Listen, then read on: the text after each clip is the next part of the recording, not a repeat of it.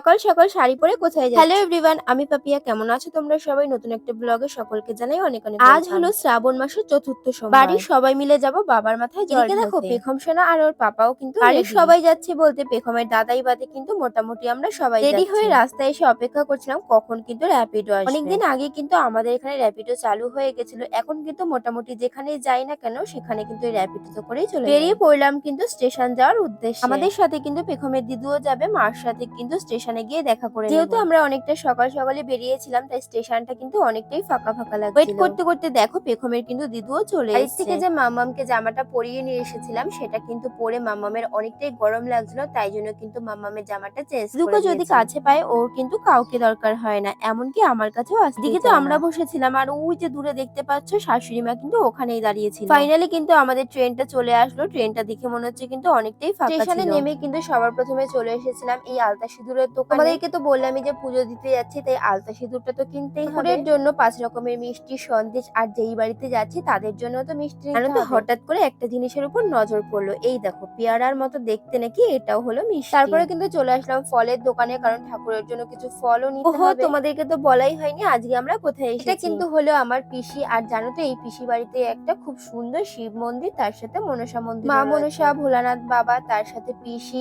আর বৌদি ভাই, আর তার সাথে কিন্তু দাদার ছেলের জন্য কিছু জামা কাপড় নিয়ে এসেছি। আসা মাত্রই কিন্তু এক এক করে পিসির হাতে সমস্ত কিছু ধরিয়ে দিলাম। এখন ধরে কিন্তু আমার অনেকটাই দায়িত্ব ছিল এই জামা কাপড়গুলোকে নিয়ে। এখন পিসির হাতে তুলে দেওয়ার পরে কিন্তু অনেকটাই নিশ্চিন্ত। সবাইকে প্রণাম করে তারপরে কিন্তু চলে আসলাম মন্দিরে। চলো এবার তোমাদেরকে মন্দিরটা একটুখানি ঘুরে দেখাই। পেখম সোনা আর ওর পাপা কিন্তু আগের থেকেই মন্দিরে বসেছে। জানো তো পিসি বাড়িতে অনেক আসতাম, এখন কিন্তু আর সেই রকম আসা হয় না। অনেকদিন আগে থেকে কিন্তু ইচ্ছা ছিল যে মাম্মাম হওয়ার পরে কিন্তু মাম্মামকে নিয়ে আসবো এই মন্দিরে পুজো দিতে। আবার মাথায় জল ঢালবো বলে কিন্তু সকাল থেকে নির্জলা উপোস করেছিলাম। আর সাথে সাথে কিন্তু তোমরাও মহাদেব আর মা মনসার দর্শন করে এইটুকখানি আসতে না আসতে মাম্মামের যে কতবার ড্রেস চেঞ্জ করা হয়েছে সেটা কিন্তু ধারণার বাইরে। বাচ্চাদের ক্ষেত্রে কিন্তু এমনটাই শাশুড়ি মা কিন্তু হাতে হাতে ঠাকুরের ফলগুলো বানিয়ে দিচ্ছিল যাতে পুজোর কাজগুলো একটু তাড়াতাড়ি হয়। তাড়াহুড়োতে জানো তো বাড়ির থেকে বেলপাতাই আনা হয়। মন্দিরের পাশেই কিন্তু রয়েছে পিসিদের বেলপাতা পাড়ার জন্য এইদিকে তো মা দেখো কোমর বেঁধে নেমে পড়েছে। বেলপাতাগুলো যেহেতু অনেকটাই উপরে ছিল তাই মার পাড়তে কিন্তু একটুখানি কষ্ট হচ্ছিল। ফাইনালি দেখো কয়েকটা বেলপাতা কিন্তু মা তুলে নিয়েছে। একটা যুদ্ধ কমপ্লিট হতে না হতেই দেখো আরেকটা যুদ্ধের জন্য অস্ত্র নিয়ে এসেছে। এখন নাকি গাছ থেকে বেল পাড়বে। কোথা থেকে দেখো একটা বাঁশ নিয়ে হাজির, এই বাঁশটা দিয়ে নাকি এখন বেল পাড়বে। বেল গাছটা যেহেতু পিসিদের বাড়ির একদম ছাদের উপরেই পড়েছে, মাকে ওইভাবে বেল পাড়তে দেখে পিসি কিন্তু দৌড়ে চলে গেল ছাদে। ঠাকুরের যেহেতু বেলপাতা আর বেল এই দুটো জিনিস কিন্তু খুব পছন্দের, জন্যই কিন্তু এতক্ষণ ধরে চেষ্টা করা। ফলের বাজারে কিন্তু অনেক জায়গাতে বেলের খোঁজ করেছিলাম বাট কোথাও কিন্তু পাইনি। ভাগ্যের কি পরিহাস দেখো ভোলানাথ বাবার মন্দিরের সামনে কিন্তু রয়েছে এত বড় একটা বেল গাছ। মোটামুটি কিন্তু সবকিছুই রেডি হয়ে গেছে, একটু পরেই কিন্তু আমরা সবাই মিলে বাবার মাথায় জল ঢালবো। যারা যারা আমার ভিডিও দেখছো সবাই কিন্তু কমেন্ট বক্সে হর হর মহাদেব বলে যেও। এখন কিন্তু আমরা সবাই মিলে বাবার মাথায় জল ঢালছিলাম। জানো তো পেখম সোনা এই প্রথমবার শিব ঠাকুরের মাথায় জল ঢাললো। প্রত্যেক বছরই জানো তো কম বেশি আমি শ্রাবণ মাসে বাবার মাথায় জল ঢালি। এই বছর শ্রাবণ মাসে জানো তো 5টা সোমবার পড়েছে। বাবার কাছে একটাই চাওয়া আমার, বাবা যেন সব ভক্তকে সব সময়ের জন্য ভালো রাখে। জানো তো এই পিসিদের বাড়ির মন্দিরটা কিন্তু অনেক পুরনো মন্দির আর অনেক জাগ্রত।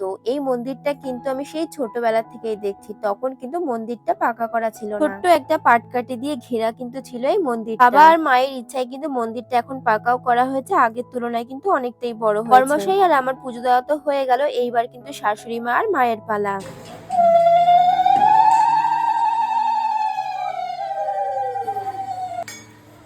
সকাল থেকে কিন্তু কিছুই খাওয়া হয়নি পুজো দেওয়ার পরে, এখন কিন্তু বসলাম খেতে। যেহেতু বাবার মাথায় জল ঢেলেছি তাই আজকে সারাদিনই কিন্তু নিরামিষ। প্রত্যেকটা রান্না বান্নাই কিন্তু বৌদি ভাই করেছিল আর খুব সুন্দরও হয়েছিল। পিসি বাড়িতে এসে কিন্তু আজকের দিনটা আমাদের এইভাবেই কাটলো। তো চলো তোমাদের সাথে দেখা হচ্ছে কালকের ব্লগে। টাটা।